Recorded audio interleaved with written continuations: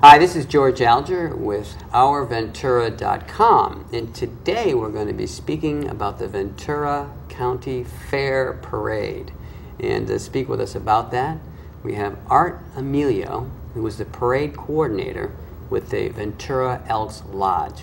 Welcome. Yeah, thank you. Now, and you've got some history with not only the fair parade, but the fair itself, and we're going to get into that. But let's just start off with a little bit of introduction about the Elks Lodge. The Elks Lodge is number 1430. They're kind of numbered as they come along, so it's been around for a very long time. It had a beautiful building downtown, but they've relocated now into the east side of town. And I've been a member for about 8 years now, and I've been coordinating the parade for about 6 of those years. Good. And then what is the main purpose of the Elks Lodges? It's a fraternal club. It takes ladies, of course, because they all do. And, you know, they do a lot of charitable things in the community. They do a lot of patriotic things. They have youth programs that they have as well. More specifically, the parade itself the Elks Lodge functions as a contractor to the fair. And we receive a contract fee, which goes into a charitable account, which helps do meet a lot of needs in the community that are charitable needs. Okay. Art, how long has the Ventura Elks Lodge been associated with the parade? Predates me, so I'd only be guessing. I know of people that have done what I've been doing for 17 years, my predecessors, and I know the predecessors before that, and they were doing it for a long time. So I really couldn't answer that question other than a very long time. Okay.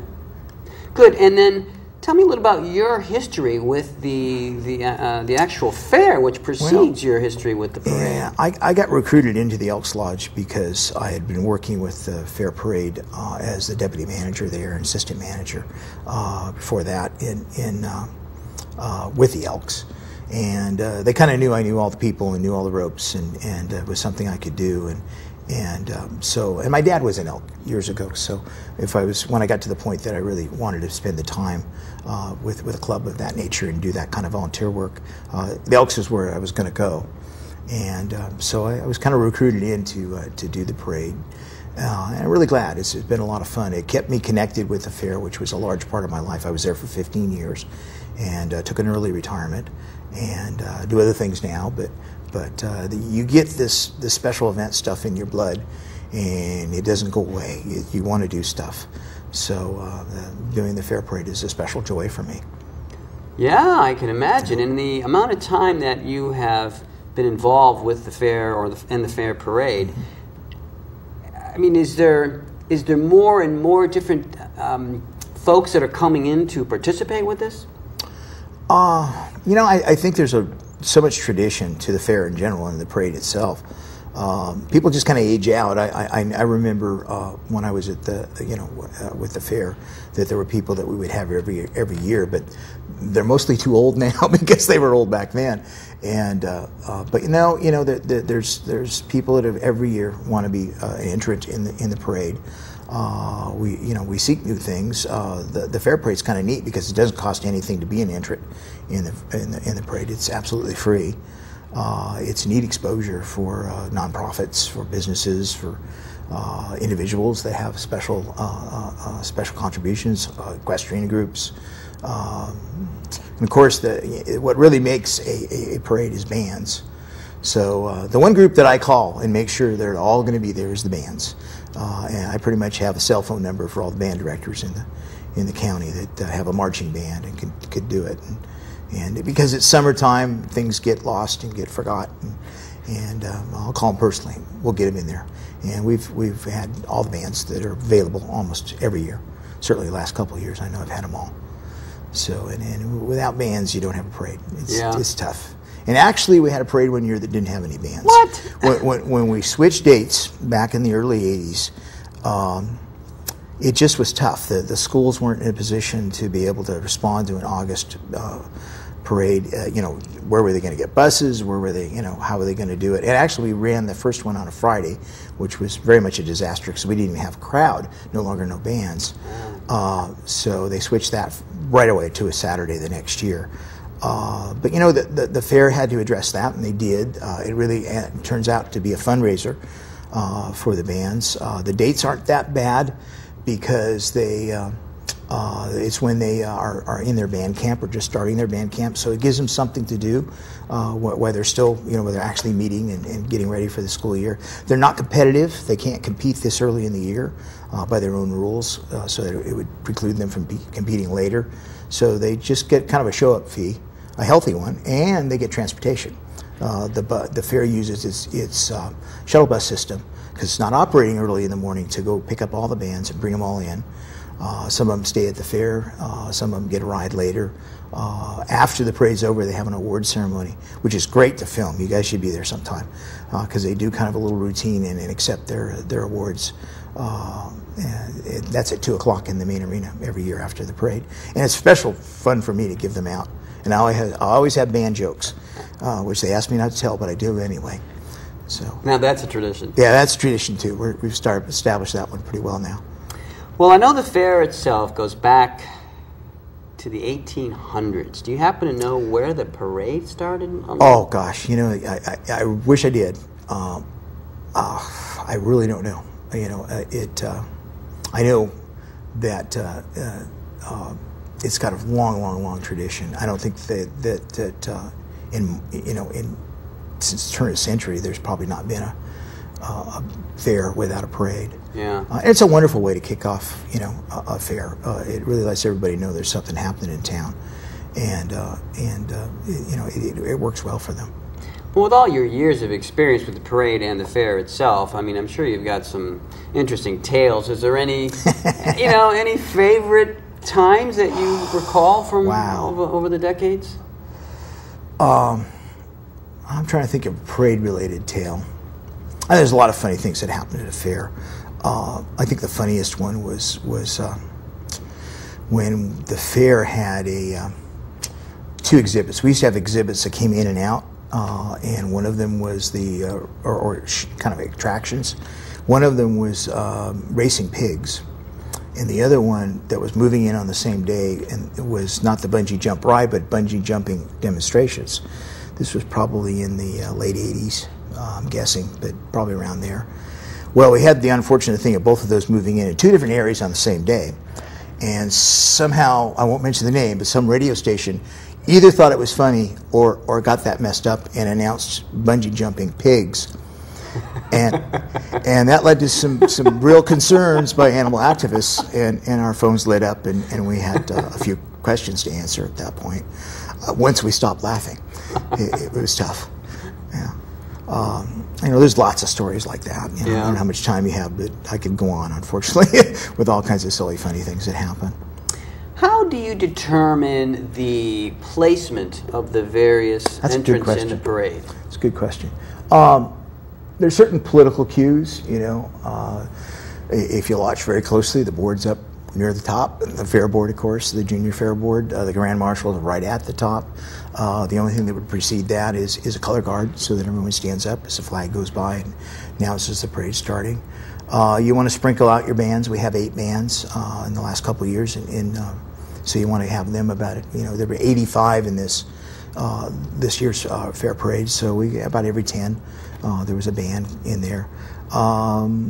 Politicos, the political group, you try and get them through earlier. Ones that are just running, maybe they're towards the back. There's little political cues that you want to take, but you just kind of look at the lineup and does it make sense? Same thing with equestrians. There aren't a lot of equestrians in the fairs these days, but there's 3 or 4 equestrian groups. You want to sprinkle them out a ways. And just does it look, and you get requests. You get requests that I've got to be behind this one because we're working together on our setup, or you get a request that I don't want to be behind horses. You get requests. You try and honor those. You try and mark those in the entry forms and work with it as best you can. I usually like doing that with other people. All of us looking at the same thing at one time, 3 or 4 people, so I don't miss things and I get other ideas about how to do it. It goes pretty quick, though. It really goes, pretty quick. That you kind of get a lineup and you don't change it. You just kind of stick with it. Like this year, the Boy Scouts and the Girl Scouts missed the entry date, and so they weren't in the lineup. and they were both going to walk through the parade, and I didn't want to put them as a tag-along at the very end. That's kind of punishing kids for us parents and adults not doing our job. So I worked them in with the bands. I had them kind of come in at the very front of the parade with just before the first band. Well done. You know, so there's all those little surprises that you have. Well, Art, it's quite an organizational endeavor to put this together, at least I can imagine. Speak a little bit about the volunteers that contribute to making this all happen. Okay, you know, one of the reasons the Elks Lodge does it is we can produce the manpower that you need. For the fair parade, I look to get 80 what we call parade marshals on the street. They're dressed in what we call our Elks whites. Right. And they're spread out throughout the parade with them enforcing the street closures, doing a little bit of crowd control. So that's, you know, you can't do it without that. There's no way. We also get volunteers from Community Memorial Hospital. There are 16 nurses and one coordinating nurse that works in advance. So there's 17 nurses that are involved, and they're all volunteers. All the Elks are volunteers. Myself, I'm a volunteer. The fair, I'm sure, has to pay for the police services, but there's some of those that are involved. The fair, I'm sure, has to pay for barricade services, closing the streets, traffic services to turn off lights, traffic lights, and that sort of thing. But there's a lot of volunteers involved in putting on a parade. Just the Elks and the you know, the nurses alone is pretty close to 100. And it appears that many of these volunteers are coming year after year after year. It's true. Yeah, that's true. We have people in the certainly the Elk side of it that have done it for 20 years or more, you know, and they want the same corner. So, you know, we make sure we try to do that too. Maybe see a lot of their same friends. Yeah, there. yeah. Then is there, as you know, we're starting to wind down towards the end of this program, but I want to make sure we're covering any main points that, you know, might be useful to communicate to the public at large about the parade that might be, you know, important, whether it's behind the scenes or not. Well, I think just a parade is a wonderful thing that you can do with family, you know, and it doesn't cost anything, and it gets you out early in the morning, it gets you ready to go to the fair hopefully later in the day. You know, one of the things I see, they bring the pets. Sometimes there's dogs on the street there. If your pet behaves with other animals, that's a good thing. If not, it's not a good thing, because there are sometimes dogs and certainly horses in a parade. I know I like to bring my dog to parades when I go, and it's, you know, obviously I can't to this one, but other ones, and she's well behaved. It's just a great, neat family thing to do, and I think one of the unfortunate things for me is I haven't seen very many parades. You know, I try to go to other ones in the county, and I do. But seeing the Ventura County Fair Parade is not an option for me. You know, I get bits and pieces of it, but I'm kind of running around doing things. And that was the same was true as when I was at the fair. Even though it was kind of one of the things I was responsible for and worked closely with the Elks on, I didn't get to see much of it. You know, so you know, it's just something that once I really retire, I might get to do. But and of course, seeing other parades is a lot of fun. Now, if someone who hasn't volunteered wanted to get involved, what's the line?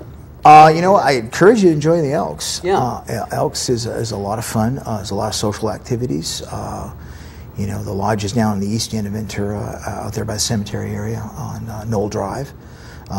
And it just, you know, I enjoy myself as an Elk. I'm a doer. I do more things than just the parades that I do with the Elks. I do other activities with them that involve youth and scholarships and stuff like that. But I do like to go by and visit the bar at the Elks and kind of talk to the members and have a good time there too. About how many folks are involved with the Ventura Elks Lodge? I think our membership is somewhere around 400 these days, and it's been higher, it's been lower, you know, but that's kind of where it sits right now. And does that embrace Ventura County, or is it primarily Ventura City? Good question. Ventura Elks Lodge covers other areas besides Ventura, because those areas don't have a lodge, and we're kind of like the central part of the county. So it also covers Oakview, Ojai, Fillmore, and Santa Paula.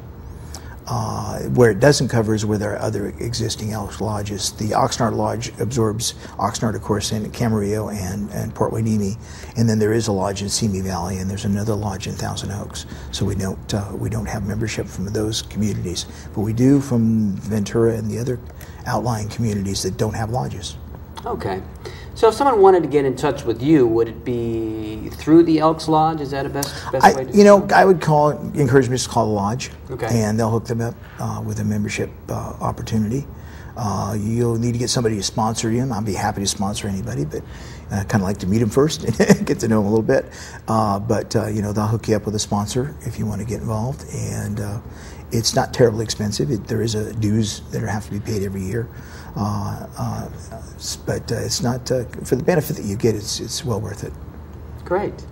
Well, Art, we're going to end this segment, and I want to thank you for stopping by and sharing your experience with us. And I really want to just acknowledge the great work that you it's and very kind. the Elks Lodge. For me, it's fun. Yeah, I really consider it work. Well, yeah, it's fun for me as a participant, or as, you know, someone who just enjoys the parade, and of course there's many other people that do so. And you know, also want to just acknowledge all the volunteers that help put that together. Well, thank you. Yeah. All right. Well, this is George Alger signing off for this segment of OurVentura.com. Until we see you again.